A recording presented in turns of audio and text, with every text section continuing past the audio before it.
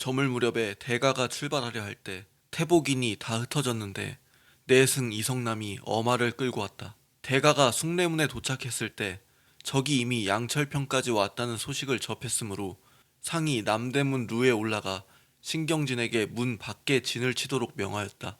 최명길이 노진으로 가서 변동하는 사태를 살피겠다고 청하니 드디어 명기를 보내어 오랑캐에게 강화를 청하면서 그들의 진격을 늦추게 하도록 하였다. 상이 돌아와 수구문을 통해 남한산성으로 향했다. 이때 변란이 창졸간에 일어났으므로 시신 중에는 간혹 도보로 따르는 자도 있었으며 성 안 백성은 부자, 형제, 부부가 서로 흩어져 그들의 통곡 소리가 하늘을 뒤흔들었다. 초경이 지나서 대가가 남한산성에 도착하였다. 호차가 성 아래에 도착했다. 최명길도 노영에서 와서 아뢰기를 그들의 말과 기색을 살펴보니 세 가지 조건으로 강화를 정하는 외에는 다른 마음이 없는 것 같았습니다. 경이 필시 속은 것이다. 어찌 세 가지 조건 때문에 이렇게까지 했겠는가? 대신이 청대하였다. 사세가 점점 급박해지니 장차 어떻게 해야 하겠습니까? 여러 신하들을 모두 놔두고 대장 10여 명만 거느리고 강도로 달려가시는 것이 마땅합니다. 이미 사대부 및 종족과 함께 이 성에 들어왔으니 가령 위험을 벗어나 나 혼자 살아난다 한들 무슨 면목으로 다시 군하를 보겠는가? 그렇다면 세자를 수십 기로 호위하게 하여 강도로 들어가게 하는 것도 좋겠습니다. 이때 세자가 상의 곁에 있다가 울음을 터뜨리자 상이 달래었는데 신하들도 모두 눈물을 흘리며 감히 우러러 쳐다보지 못하였다. 이로부터 김유와 성구가 여러 차례 강도로 어가를 옮길 것을 청하였으나 상이 끝내 듣지 않았다. 김유, 홍서봉, 김신국, 장유, 최명길, 이성구, 이경직, 홍방, 윤희가 청대하였다. 적이 또 군대를 증강하였는데 그 수가 매우 많습니다. 한 조각 고립된 성의 형세가 이미 위급하게 되었으니 어떤 계책을 써야 할지 모르겠습니다. 경들에게 반드시 의견이 있을 것이니 전부 말하도록 하라. 신들이 계달하고 싶어도 차마 입을 열지 못하겠습니다. 눈물을 흘리니 상이 이르기를 세자를 인질로 삼고자 하는데 감히 말을 못하는 것인가? 인질을 교환하는 일은 예로부터 있어 왔습니다. 세자를 노영에 가게 하더라도 핍박하여 심양으로 데려가기까지는 않을 것입니다. 옛날에도 인질을 교환한 일이 있었으나 이번의 경우는 인질이 아니다. 그러나 여러 사람의 뜻이 이와 같으니 내가 보내겠다. 새 대신이 수행하도록 하라. 양사와 강원의 신하들이 나아가 아뢰기를 비국의 신하들이 세자를 기화로 삼아 노영에 들여보내려 하니 이는 실로 나라를 망치는 일입니다. 그 죄를 다스리지 않을 수 없습니다.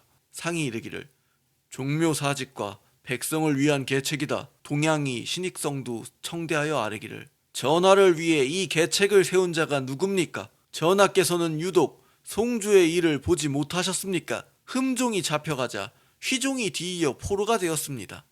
전하께서는 어찌하여 이런 사리를 살피지 않으십니까? 지금 군부를 잡아 정로에게 보내려는 대신과 함께 국사를 도모하고 있으니 망하는 것 외에 무엇을 기다리겠습니까? 신은 15세에 선조의 부마가 된 뒤로 큰 은혜를 받았는데 세자를 잡아 정로에게 보내는 일을 차마 가만히 보고 있겠습니까? 신은 마땅히 차고 있는 칼을 뽑아 이러한 의논을 꺼낸 자의 머리를 베고 세자의 말머리를 붙잡고 그 앞에서 머리를 부수고 죽겠으니 삼가 원하건대 괴이하게 여기지 마소서. 묘당의 말이 그런 정도까지 이르지는 않았다. 경이 필시 잘못 들은 것이다. 이조판서 최명길이 입대하여 아뢰기를 나라의 일이 이 지경이 되었으니 달리 방법이 없습니다. 다시 사람을 보내어 강화에 대한 일을 시험해보는 것이 어떻겠습니까? 일을 이룰 수 있겠는가? 일의 성사 여부는 알 수 없지만 사람을 보내는 것은 무방합니다. 이기 허한은 나이가 많아도 제법 구변이 있는데 전에 강화를 반드시 성사시킬 수 있다고 했습니다. 뭐라고 말하던가? 허한이 말하기를 한이 왔다고 하는데 한은 우리의 형제의 의가 있으니 서로 조문하지 않을 수 없다. 따라서 언제 올 것이며 지금 어디에 있는가 라는 것으로 말하는 것이 좋다고 했습니다. 상이 이에 허한을 불러서 하문하기를 듣건대 너에게 소견이 있다고 하니 한번 말해보라. 금한이 왔다고 하지만 고군으로 깊이 들어오는 것은 바로 병가에서 꺼리는 일입니다. 저들이 강화를 바라는 마음은 반드시 우리의 배는 될 것입니다. 그대의 말도 일리는 있다. 다만 강화를 성사시킬 수 있겠는가? 오랑캐 진영에 사람을 보내어 한이 언제 오느냐 물은 뒤에 바야흐로 강화를 의논할 수 있을 것입니다. 저들이 왔다고 대답하면 어떻게 하겠는가? 사자를 보내어 존문하면 그 허실을 또한 알 수 있을 것입니다. 상이 제신들에게 이르기를, 나의 생각에는 강화를 성사시킬 수 없다고 여겨지는데 허하는 반드시 성사시킬 수 있다고 하니 경들의 생각은 어떠한가? 김유가 대답하기를, 신의 생각도 허한과 같습니다. 성사시키지 못할 까닭이 없을 듯합니다. 상이 이르기를, 나가서 의논하라. 비국 낭청 위산부를 파견하여 소고기와 술을 가지고 오랑캐 진영에 가서 새해 인사를 하면서 오랑캐의 형세를 엿보게 하였는데, 청나라 장수가 황제가 이미 왔으므로 감히 마음대로 받지 못한다고 하며 공갈하는 말을 많이 하였으므로 삼보가 소고기와 술을 가지고 되돌아왔다.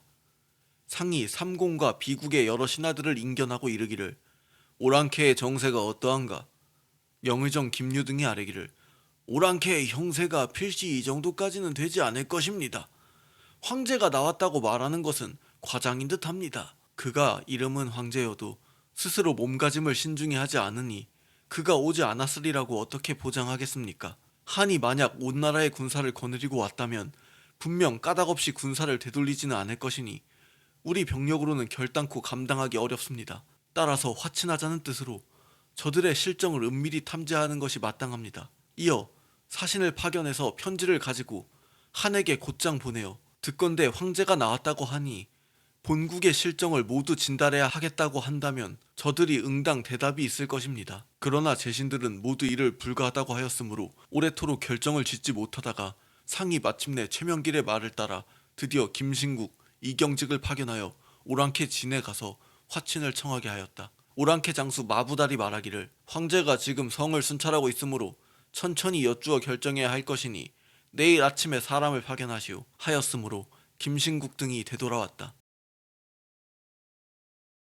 상이 대신과 비국의 여러 신하들을 인견하고 그 문서를 의논하여 정하게 하였다. 마땅히 한이 멀리서 우리나라에 왔기에 국왕이 사람을 보내어 문안한다는 내용으로 말하는 것이 좋겠습니다. 이렇듯 회개의 치욕을 당하여 어찌 굴복하는 말을 피하겠습니까? 지난날 근거 없는 논의 때문에 이를 그르친 실수를 모두 말해야 합니다. 형제의 의를 맺은 지 이제 10년인데 한 번 사과한다고 하여 무슨 상관이 있겠습니까? 예조판서 김상원이 안 된다고 고집하였다. 최명길이 소리를 높여 아뢰기를, 참으로 저 말과 같으면 이는 화친하지 않으려는 것입니다. 한번 한이 왔다는 말을 듣고 먼저 겁을 내어 차마 말하지 못할 일을 미리 강구하니 신은 실로 마음 아프게 여깁니다. 범려와 대부 종이 그 임금을 위하여 원수인 적에게 화친하기를 빌었으니 국가가 보존된 뒤에야 바야흐로 와신 상담도 할 수 있는 것입니다.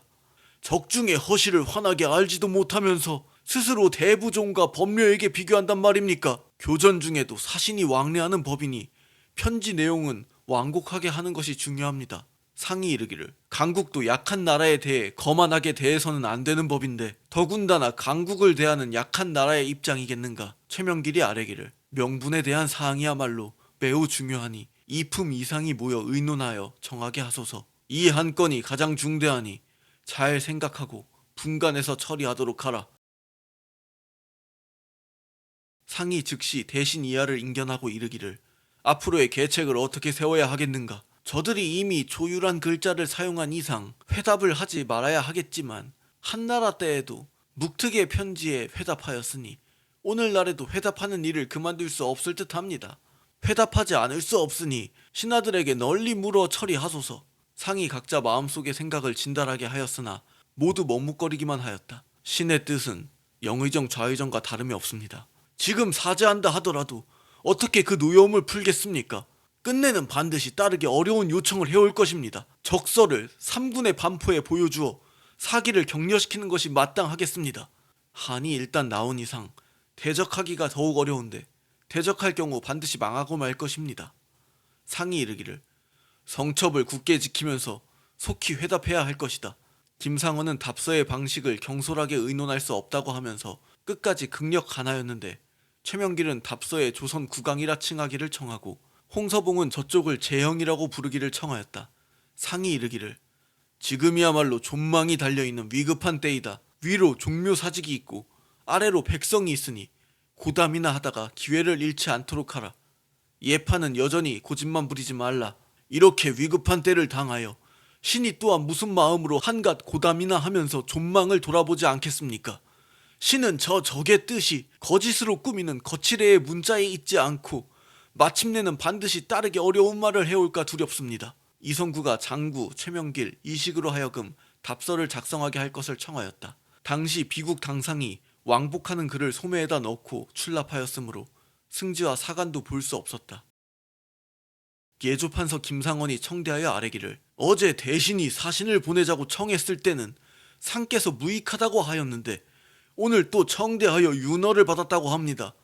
성상의 뜻은 파견하고 싶지 않은데 대신이 이해관계를 진달하였기 때문에 따르신 것은 아닙니까? 저들이 이미 상의하여 회부하겠다고 한 이상 우리가 아무리 자주 사신을 파견한다 하더라도 그들의 마음을 움직이기는 어려우니 한갓 보탬이 없을 뿐만이 아니고 해로울 것입니다. 무엇이 해로움이 있는가? 무도한 말이 갈수록 더욱 심해지는데 사람들이 모두 화친을 믿고 있으니 사기가 필시 저하될 것입니다. 그리고 혹시라도 사신을 구려한다면 난처한 일이 없지 않을 것입니다. 나도 무익하리라는 것을 알고 있지만 구려할 근심은 필시 없을 것이다. 이것은 참으로 계책이 궁에서 나온 것이니 어찌 기모와 선책이라고 하겠는가?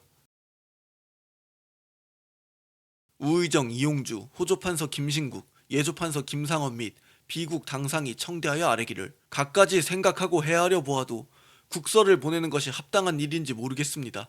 전일 왕래한 제신으로 하여금 먼저 말로 용골대에게 가서 물어보게 하는 것이 순서일 듯합니다. 상이 이르기를 말로 전하는 이야기를 저들이 어찌 응답하겠는가?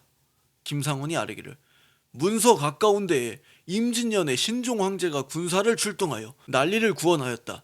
지금 만약 군사를 거두어 보존하도록 도모해 준다면 그 은혜가 다름이 없으니 일이 어찌 차이가 있겠는가 하는 등의 말이 있습니다. 그러나 이러한 문자로는 그들의 노여움이 풀리리라고 기대하기 어렵고 문장을 작성한 것도 매우 타당하지 못합니다. 상이 김류, 홍서봉, 최명길을 불러서 들어오게 하고 이르기를 우상의 뜻은 문서를 보내지 말고 단지 말로 먼저 탐지해보는 것이 마땅하다고 하는데 어떻게 해야 할지 모르겠다. 허다한 이해관계를 말로 전달하기는 어렵습니다. 국서는 이미 작성되었는데 여러 갈래로 논의가 많으니 어느 때나 결정되겠습니까? 지금은 여러 의논을 배격하고 그대로 하는 것이 좋겠습니다. 상이 문서 열람을 마치고 최명길을 불러 앞으로 나오게 한 뒤 온당하지 않은 것을 감정하게 하였다. 이경증이 아뢰기를 군부를 모시고 외로운 성에 들어와 이토록 위급하게 되었으니 오늘날의 일에 누가 다른 의논을 내겠습니까? 다만 이 일은 바로 국가의 막중한 조치인데 어떻게 비밀스럽게 할 수 있겠습니까? 대감 및 이품 이상을 불러 분명하게 유시하시는 것이 어떻겠습니까? 상이 이르기를 사람들의 마음은 성실함이 부족하여 속마음과 말이 다르다. 나란 일을 이 지경으로 만든 것도 이 때문이니 이 점이 염려스럽다. 설령 다른 의논이 있더라도 상관할 것이 없습니다. 최명길이 마침내 국서를 가지고 비국에 물러가 앉아 다시 수정을 가하였는데 예조판서 김상원이 밖에서 들어와 그 글을 보고는 통곡하면서 찢어버리고 인하여 입대하기를 청해 아뢰기를 명분이 일단 정해진 뒤에는 적이 반드시 우리에게 군신의 의리를 요구할 것이니 성을 나가는 일을 면하지 못할 것입니다.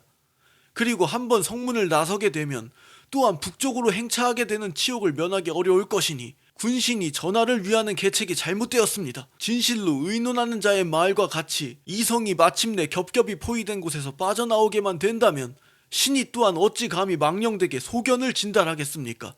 국서를 찢어 이미 사죄를 범하였으니 먼저 신을 주벌하고 다시 더 깊이 생각하소서. 상이 한참 동안이나 탄식하다가 이르기를 위로는 종사를 위하고 아래로는 부형과 백관을 위하여 어쩔 수 없이 이 일을 하는 것이다. 경의 말이 정대하다는 것을 모르지 않으나 실로 어떻게 할 수 없기 때문에 나온 것이다. 한탄스러운 것은 일찍 죽지 못하고 오늘날의 일을 보게 된 것뿐이다. 신이 어리석기 짝이 없지만 성상의 의도가 어디에 있는지는 압니다. 그러나 한번 허락한 뒤에는 모두 저들이 조종하게 될 테니 아무리 성에서 나가려 하지 않더라도 되지 않을 것입니다. 예로부터 군사가 성 밑에까지 이르고서 그 나라의 임금이 보존된 경우는 없었습니다. 진무제나 송태조도 제국을 후하게 대우하였으나 마침내는 사로잡거나 멸망시켰는데 정강의 일에 이르러서는 차마 말하지 못하겠습니까? 당시의 제신들도 나가서 금나라의 왕을 보면 생명을 보전하고 종사를 편안하게 한다는 것으로 말을 하였지만 급기야 사막에 잡혀가게 되자 변경에서 죽지 못한 것을 후회하였습니다. 이러한 지경에 이르게 되면 전하께서 아무리 후회한들 무슨 소용이 있겠습니까? 이때 김상원의 말뜻이 간절하고 측은하였으며 말하면서 눈물이 줄을 이었으므로 입시한 제신들로서 울며 눈물을 흘리지 않는 이가 없었다. 세자가 상의 곁에 있으면서 목 놓아 우는 소리가 문 밖에까지 들렸다.